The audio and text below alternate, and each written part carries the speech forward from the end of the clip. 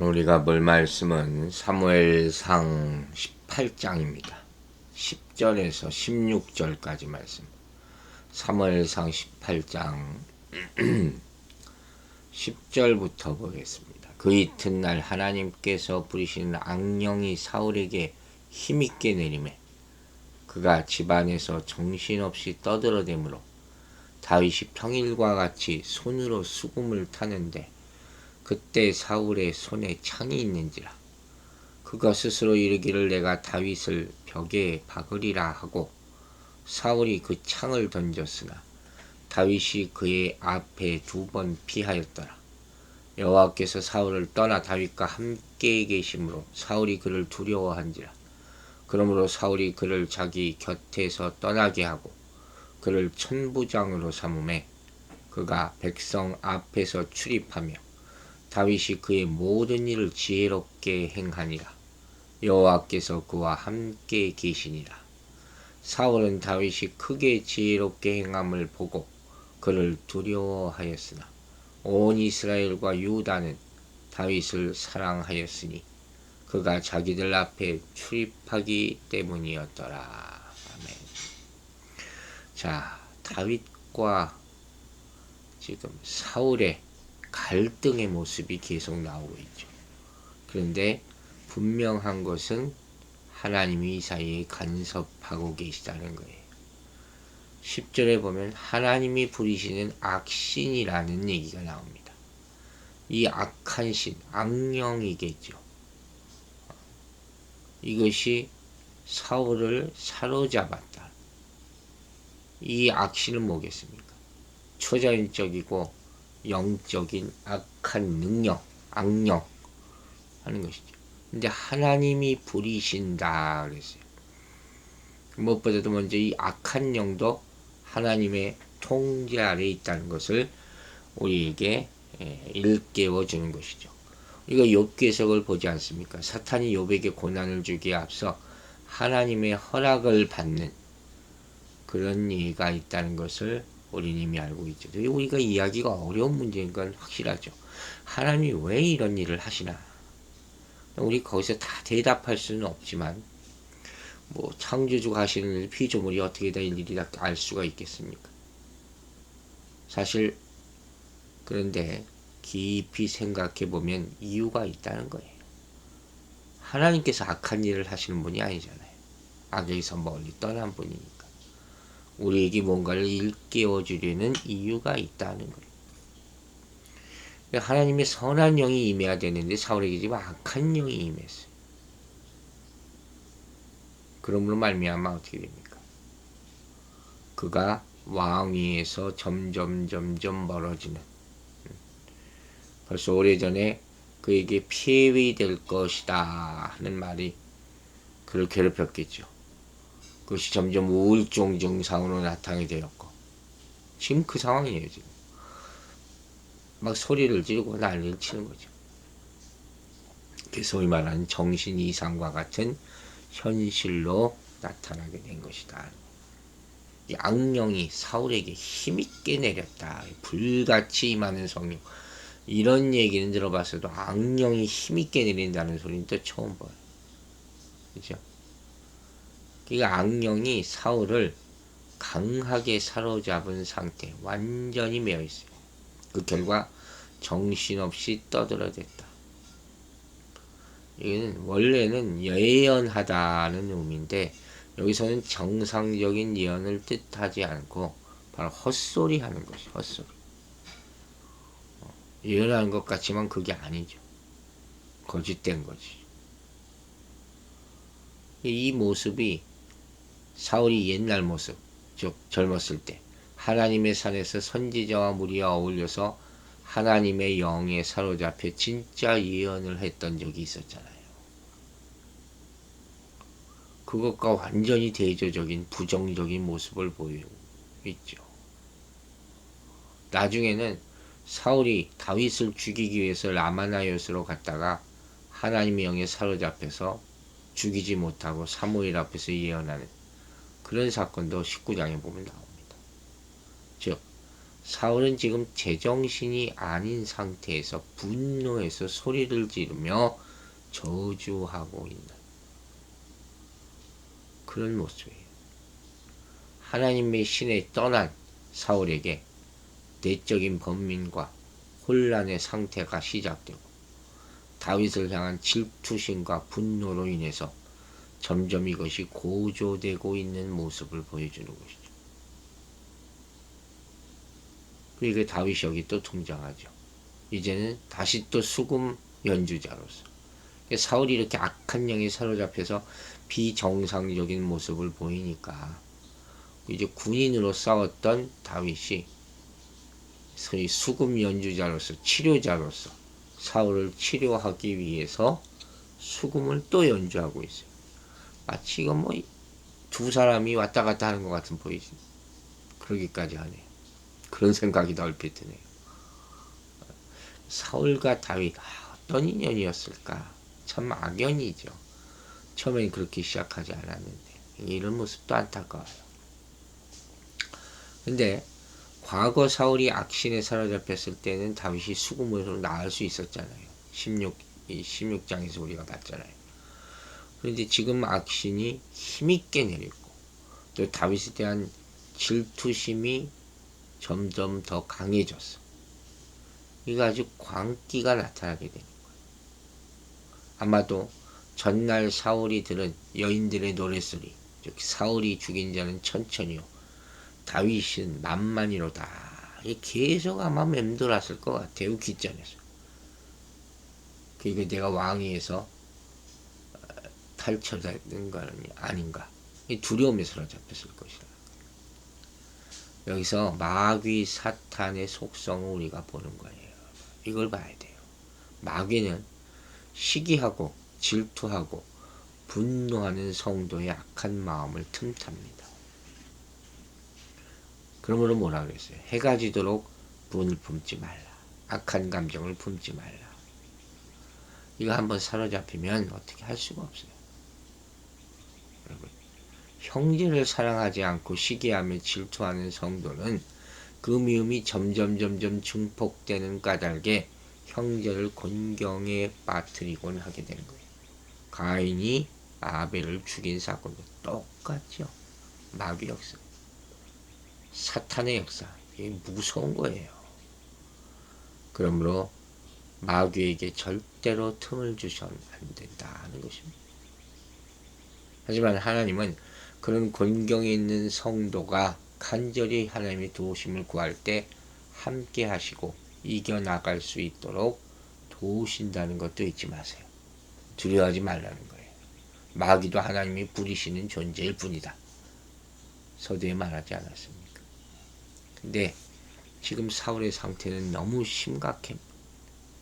그래서 결국 어떻게 됩니까? 창을 던져서 다윗을 죽이려 한다.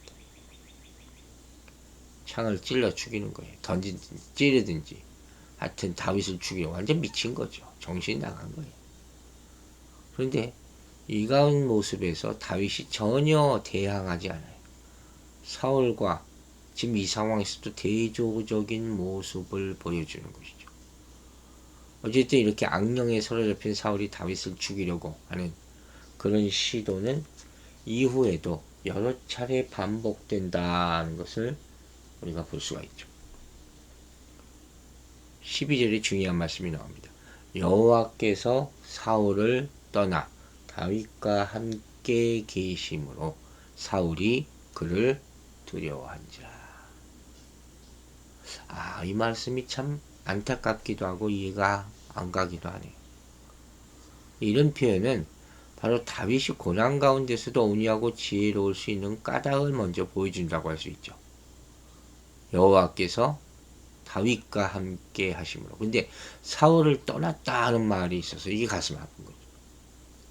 사울에서 다윗으로 옮겨졌다는 말은 아닌 것 같아요. 사울로부터는 떠났고 다윗과는 함께 계신다. 그러니까 전능하신 하나님의 보호와 권능을 지금 힘입고 있었던 것이 다윗이라는 것. 사울도 그랬었어요. 그러니까 이런 여호와께서 다윗과 함께 하신다. 성령이 함께 하신다. 이것이 다윗의 모든 능력의 원천이 됐다고 그랬잖아요. 이 사울은 그러지 못하게 된 거예요. 전에 사울 다윗을 군대장으로 삼을 때만 하더라도 그를 좋은 군사로 여겼어요. 그러나 점점 이게 변하죠. 다윗이 골리앗을 무찌르자 왕권 경쟁자로 질투하게 됩니다. 이제는 두려워하게 됩니다. 그래서 두려워하다는 말은 단순한 공포심이 아니라 자신과는 비교될 수 없는 신적 존재에 대한 경외감이에요. 지정의, 전인격의 경외감. 그렇지만 한 가지 알아야 될 것은 경외감과 공포감은 다르죠. fear는 단순한 공포예요. 경외감은 worship, 경배로 이어지는 거죠. 사울은 지금 뭡니까? 영적인 공허감과 더불어서 하나님이 떠났으니까 하나님의 삶에 대한 심한 공포감까지 느끼게 되는 거예요. 사단이 지배하기 때문이죠. 잘 보세요. 다윗은 지금 사울을 해하려는 의도가 없잖아요. 그런데 사울은 그를 두려워합니다. 그리고 그가 두려워한 이유가 하나님이 다윗과 함께 하셨기 때문입니다. 이거 어처구니 없는 일이죠. 여러분, 하나님과 함께 하시는 사람을 보면 당연히 사랑하고 존경하게 되는 거죠. 그게 하나님의 사람의 모습이에요. 그러면 누가 하나님과 함께 하시는 사람을 두려워하겠습니까? 하나님을 대적하는 사람인 거예요. 이 지경에 이르러서는 이미 사울은 하나님으로부터 멀어진 것이죠. 내면의 증오와 시기로 꽉 찼어. 이런 사람들 주변 모든 것에 의심 품게 되고 늘 불안하게 되고 하나님의 임재가 오히려 두려움이 되는 거예요. 거부하는 것이죠. 기도받기를 거부하는 사람들. 안타깝죠. 이게 사울에게 임했다는 악령의 특징이에요. 여러분, 귀신 들린 사람, 심한 사람들 앞에 가면요, 두려워서 소리 질러요. 가라 그러고, 나를 그대로 놔두라 그러고, 왜 나를 쫓아내려고 그러냐고. 왜 그 안에 숨어 있어야 되니까. 요한일서 4장 18절에 이런 말이 나옵니다. 사랑 안에 두려움이 없고 온전한 사랑이 두려움을 내쫓나니 두려움에는 형벌이 있습니다. 두려워하는 자는 사랑 안에서 온전히 이루지 못하였느니라. 여러분의 마음이 사랑으로 충만하게 되기를, 그러니 하나님의 성령이 충만하고 또 하나님의 성령이 여러분을 인도하게 되기를 주의 이름으로 축원합니다. 13절 보세요. 그러므로 사울이 그로 자기를 떠나게 하고 천부장을 삼음에 그가 백성 앞에서 출입하며 그 모든 일을 지혜롭게 행하니라. 여호와께서 그와 함께 계시니라. 계속 나오잖아요. 여호와께서 다윗과 함께 계셨다. 사울은 어때요? 이제 다윗까지 멀리하는 거예요. 그를 사실 살려줄 수 있는, 치료해줄 수 있는 유일한 사람이 다윗이었는데 변방으로 보냅니다. 그래서 자신이 왕권도 지키고 다윗이 변방에서 전쟁 중에 죽기를 바라는 그런 모습을 보이는 거죠. 나중에 보면 이 아이러니가 하나 있어요. 다윗이 바세바의 남편을 이런 일로 해서 죽게 만들잖아요. 우리야. 그죠? 참 인생이라는 게 돌고 도는 거죠. 또 이런 일은 뭡니까? 왕궁에 있는 다른 사람들에게 다윗의 능력이 나타나지 않도록 미리 막아보려 한 거예요. 근데 그가 백성 앞에서 출입하였다 그랬어요. 야전 사령관의 직임을 잘 수행한 거죠. 그래서 오히려 일반 백성들과 함께 지낼 수 있는 시간을 갖게 돼요. 전화위복이 된 거죠. 그 이유도 하나님이 함께 하셨기 때문이죠. 그래서 다윗을 더 가까이서 경험하게 되고 백성들이 그를 더 인정하게 되고 더 신망하게 되고, 다윗을 공경에 빠뜨리기 위한 사울의 이 알량한 꾀는 여호와의 함께하심 앞에 아무런 효과가 없는 거예요. 여러분, 우직하게 하나님만 믿으세요. 사단의 장깨가 하나님의 역사 앞에서는 아무 힘을 발휘하지 못합니다. 또 이 모습을 다른 측면에서 보면 하나님이 죽음의 위협에 가까이 있는 다윗을 사울에게서 멀리 떨어져 만드신 그런 모습도 볼 수 있어요. 그렇죠? 가까이 있다가 언젠간 사울이 미쳐 날뛸 때 죽을 수 있잖아요. 사울 스스로 떨어지게 만든 거죠. 이렇게 사람이 보지 못하는 측면에서 하나님의 위험 가운데 있는 성도를 보호하고 인도하시는 거예요. 우리는 알지 못해요. 왜 이런 상황이 벌어졌을까? 그래서 그 상황을 원망하고 안타까워할 수가 있어요. 그러나 그 시간이 우리에게 필요한 거예요. 여러분, 어떤 시간도 하나님과 함께 하시기 바랍니다. 괴로움의 시간도, 아픔의 시간도 나중에 반드시 하나님께서 보상해 주실 줄로 믿습니다. 이처럼 다윗은 사울의 계략에 전혀 개의치 않고 모든 일을 잘 감당을 합니다. 이 구절의 원어 성경을 보면 이렇게 나와 있어요. 그리고 다윗이 모든 길에 형통하였으며 성공적이었다는 거예요. 여호와께서 그와 함께 하셨다. 이렇게 보여 있어요. 여호와 함께 하셨다. 이것이 다윗 성공의 원인이 무엇인지 우리에게 극명하게 가르쳐 주는 것이죠. 하나님이 함께 하심으로 말미암아 다윗의 모든 길에 형통했다. 그러므로 사울은 이러한 다윗의 형통함을 보고 자신이 하나님의 영이 없음을 깨닫고 더 두려워하게 된 것이죠. 그리고 점점 둘 사이 긴장이 고조되는 거예요. 15절 봅시다. 사울이 다윗의 크게 지혜롭게 행함을 보고 그를 두려워하였으나 온 이스라엘과 유다는 다윗을 사랑하였으니 그가 자기들 앞에 출입함을 인하였으나 사울은 다윗의 성공을 보고 점점 두려워하게 돼요. 성공은 지혜로운 행동의 결과죠. 다윗의 하는 모든 행위가 형통했다는 거죠. 요셉이 다 생각이 나네요. 요셉이 애굽에 팔려가서도 거기에서 형통한 것과 마찬가지로 하나님의 사람은 상황과 상관없죠. 그죠? 이게 점점 이제는 위기감을 느낄 수밖에 없는 것이죠. 그러나 모든 이스라엘과 유다는 다윗을 사랑했다. 왜냐하면 그가 그들 앞에서 들어오고 나왔기 때문에, 출입했기 때문에, 함께 했기 때문에 사울의 두려움과 백성들의 사랑이 대조되고 있어요. 사람이 사람을 알아보게 되죠. 하나님의 사람을 결국은 알아보게 되는 거예요. 그러니까 사울은 하나님이 택하신 새로운 이스라엘의 지도자를 보고 위기를 느끼고 두려워하게 되는 것이죠. 하지만 백성들은 이 새로운 지도자의 능력하고 환영하게 되는 거예요. 출입했다는 말이 계속 나와요. 백성들을 열심히 통치하고 대화하고 다스리는 것이죠. 이 또한 백성들이 다윗을 사랑하는 이유가 되는 것이죠.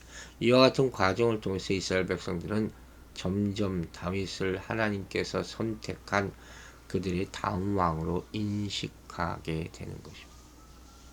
여러분, 성도는 하나님이 자신과 함께 하신다는 확신을 자기 혼자만 갖고 사는 게 아니에요. 주변 사람들도 다 압니다. 하나님이 사랑하는 사람이야. 하나님이 함께 하셔. 이런 얘기를 우리가 꼭 듣게 되기를 바랍니다.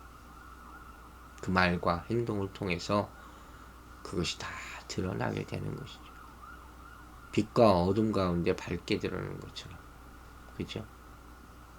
어둠에 속한 세상 사람들은 빛의 자녀들의 존재를 결코 부인할 수 없습니다. 그래서 하나님과 함께하는 성도의 삶은 세상 사람들과 달라야 하는 거예요. 사랑하는 여러분, 하나님의 지혜의 말씀, 성경을 따라서 살아가십시오. 저 거룩함과 진실함과 사랑으로 섬기는 삶, 그것이 성도의 삶임을 명심하며 오늘도 지켜나가 구별된 축복을 받게 되기를 주의 이름으로 축원합니다. 기도하겠습니다. 아버지 하나님 감사합니다. 오늘 귀한 말씀을 통해서 구별된 교훈을 주셨습니다. 사울이 점점 힘을 잃고 다윗이 점점 힘을 얻게 되는 것은 오로지 하나님이 그와 함께 하셨음임을 우리도 믿습니다. 우리 인생 바랄 게 뭐가 있겠습니까? 끝까지 하나님과 동행하는 인생 살게 하여 주시옵소서. 이 세상이 점점 악해지고 하나님 오실 때가, 주님 오실 때가 참으로 얼마 남지 않은 것을 느끼고 삽니다. 우리가 말씀을 볼 때도 항상 그것을 주의하여 기름을 준비하는 다섯 처녀, 주님 신랑 오실 때를 준비하고 깨어있는 그런 다섯 처녀와 같은 삶을 살게 하여 주시옵소서. 항상 악한 영을 두려워하지 말고 성령의 충만함을 받아서 우리 영적 전쟁에 이기게 도와 주시옵소서. 오늘 하루도 우리 성도들 눈동자와 같이 지켜주시고, 특별히 바깥에서 일하는 모든 분들, 아버지 외부의 공격이나 또 여러가지 환경적인 어려움을 잘 극복하고 본인들의 계획을 하나님의 뜻에 따라 잘 이행할 수 있도록 도와주시옵소서. 감사드리며 예수 그리스도의 이름으로 기도했습니다. 아멘.